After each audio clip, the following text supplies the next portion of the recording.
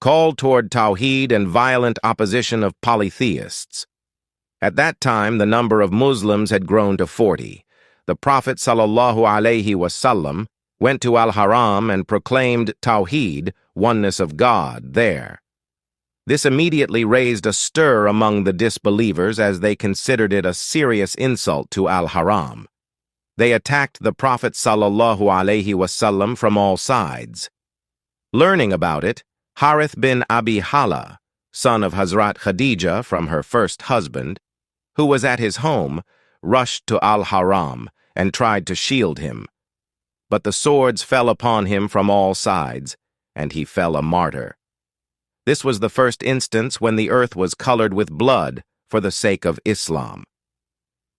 Now the Prophet ﷺ started preaching publicly.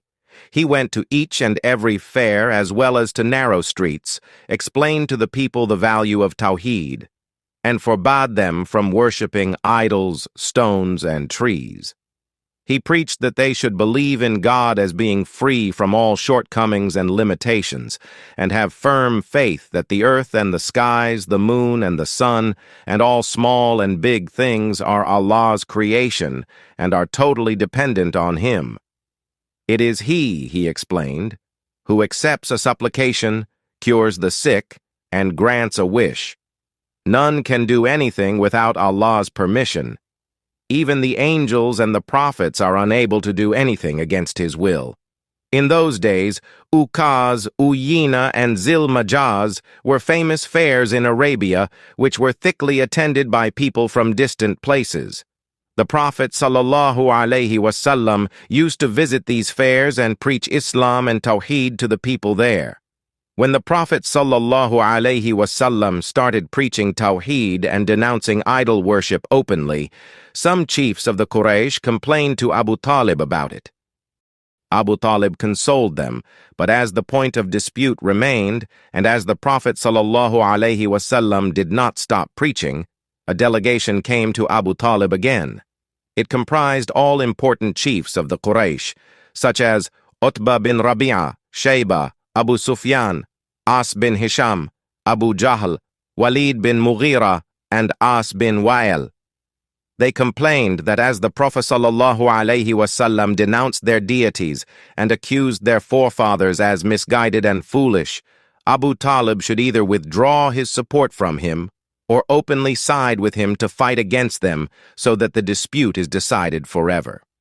When Abu Talib realized the grimness of the situation, seeing that the Quraysh were serious and that he alone was not strong enough to face their united strength, he expressed his helplessness to the Prophet ﷺ in a brief remark. "Dear to me as my life, don't put on me a burden that I may not be able to bear." Apparently, the only support that the Prophet ﷺ had was from Abu Talib.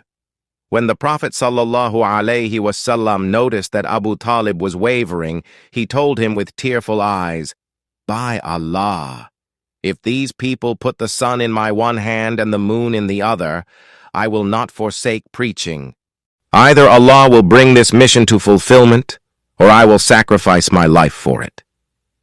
The sincere resoluteness of the Prophet's voice deeply touched the heart of Abu Talib.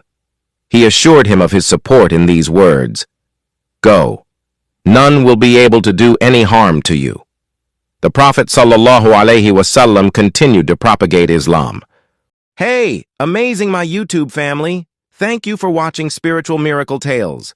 We hope these stories have touched your heart and inspired your soul. If you enjoyed our content, please subscribe to our channel and share these tales with your friends and family. Your support helps us bring more uplifting and miraculous stories to the community. May peace and blessings be upon you. Stay tuned for more inspiring tales. Don't forget to like, comment, and spread the love.